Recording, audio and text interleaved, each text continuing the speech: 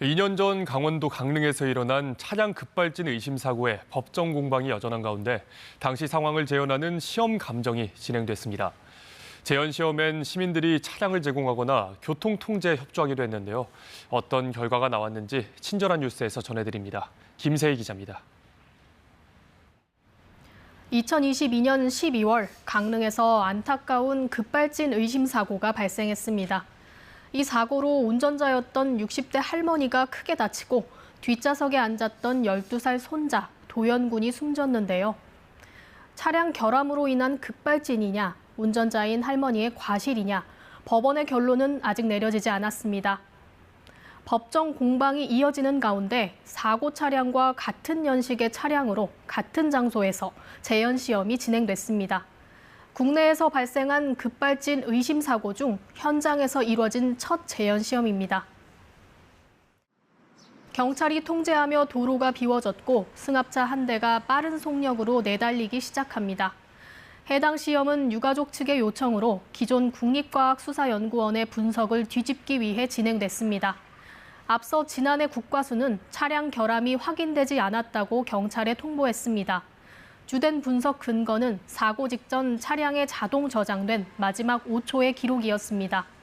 가속 페달을 100% 모두 밟은 것으로 저장돼 있다는 겁니다. 결국 국과수는 운전자 과실이 사고 원인일 수 있다는 취지의 감정 결과를 내놓았습니다.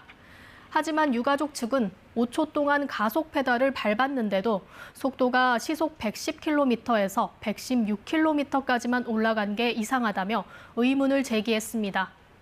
모두 4번 이뤄진 시험에서 가장 중요한 건 4번째 시험이었습니다. 시속 110km에서 5초 동안 가속 페달을 밟았을 때의 속도 변화를 관찰했는데 차량 속도는 시속 140km까지 올라갔고 법원에서 선정한 전문 감정인의 분석치도 시속 136.5km가 나왔습니다. EDR에 찍힌 116km보다는 한 20km 더 높은 겁니다. 그렇기 때문에 저희가 주장하던 대로 EDR 신뢰성이 상실된 걸로 볼 수 있다.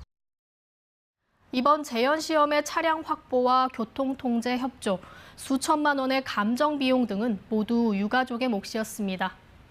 현행 제조물 책임법은 차량 결함의 원인을 피해자가 입증하도록 했기 때문입니다. 유가족 측은 이런 원인 규명을 비전문가인 운전자 측이 아닌 자동차 제조사가 해야 한다며 법률 개정을 호소했습니다. 이 같은 내용을 담은 이른바 도연이법 제정이 논의됐지만 법안만 발의됐을 뿐 21대 국회 통과는 불투명합니다.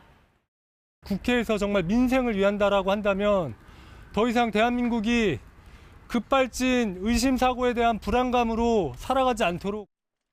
앞서 경찰은 할머니에게 혐의가 없다는 결론을 내렸지만 검찰은 추가 자료를 검토할 필요가 있다며 재수사를 요청한 상태입니다.